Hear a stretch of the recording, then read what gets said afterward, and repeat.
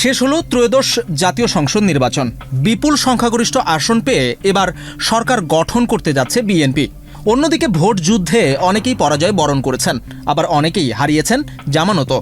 এর মধ্যে রংপুরের ৮টি জেলার ৩৩টি আসনে অংশ নেওয়া ৯ জন নারী প্রার্থী হারিয়েছেন তাদের জামানত। ভোটের ফল বিশ্লেষণ করে দেখা যায়, নারী প্রার্থীদের প্রাপ্ত সর্বোচ্চ ভোটের সংখ্যা ২৮৭৬ এবং সর্বনিম্ন ১৫৩।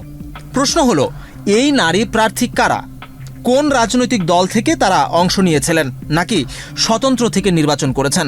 সবচেয়ে বড় কথা হলো, নারী প্রার্থীদের ভয়াবহ ফল বিপর্যয় কেন হলো?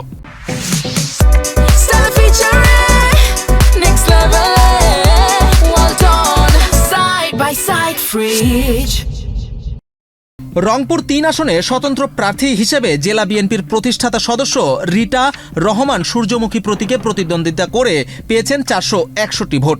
রংপুর ৪ আসনে বাংলাদেশের সমাজতান্ত্রিক দল বাসদ মার্ক্সবাদীর প্রগতি বর্মন তমা কাচি প্রতীকে পান ২৪৩ ভোট। রংপুর ৬ আসনে স্বতন্ত্র প্রার্থী তাকিয়া জাহান চৌধুরী সূর্যমুখী প্রতীকে পেয়েছেন মাত্র ১৫৩ ভোট।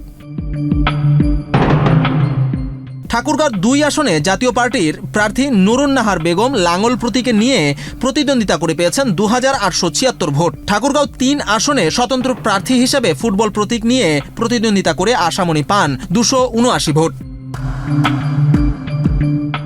গাইবান্ধা ১ আসনে স্বতন্ত্র প্রার্থী সালমা আক্তার কলস প্রতীক নিয়ে প্রতিদ্বন্দ্বিতা করেন, তার প্রাপ্ত ভোট ৩৭৮।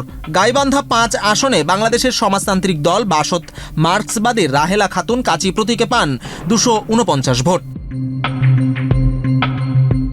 দিনাজপুর ৩ আসনে প্রতিদ্বন্দ্বিতা করা ২ নারী প্রার্থীর মধ্যে বাংলাদেশের সমাজতান্ত্রিক দল বাসদের কিবরিয়া হোসেন মই প্রতীকে পেয়েছেন ২৮৩ ভোট এবং বাংলাদেশের মুসলিম লীগের লাইলাতুল রিমা হারিকেন প্রতীকে পেয়েছেন ২১৪ ভোট।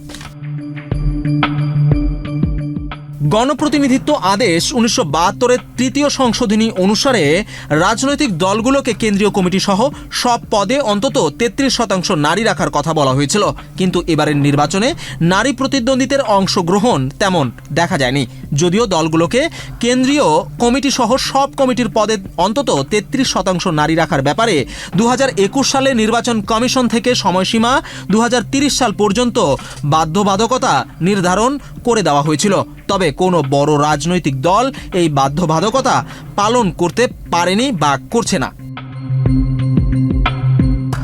পাশাপাশি ২৪ জুলাই গণঅভ্যুত্থান পরবর্তী সংসদে প্রতিনিধিত্ব বাড়ানো নিয়ে জাতীয় ঐকমত্য কমিশনের সঙ্গে আলোচনায় ৫% নারীকে মনোনয়ন দেওয়ার প্রস্তাবে অধিকাংশ দল একমত হয়। এবারের নির্বাচনে ৫% মনোনয়ন দেওয়ার ব্যবস্থা রেখে জুলাই সনদ চূড়ান্ত করা হয়, কিন্তু দলগুলো কথা রাখেনি। এরই ধারাবাহিকতায় রংপুর বিভাগের এই জেলাগুলোর ভোটের মাঠে পুরুষের স্বতঃস্ফূর্ত অংশগ্রহণের পাশাপাশি প্রতিদ্বন্দ্বিতায় লড়াইয়ে পিছিয়ে না থাকলেও অন্যান্য জেলা যেমন পঞ্চগড়, নীলফামারী, লালমনিরহাট ও কুড়িগ্রাম জেলায় কোনো নারী প্রতিদ্বন্দ্বিতায় ছিলেন না।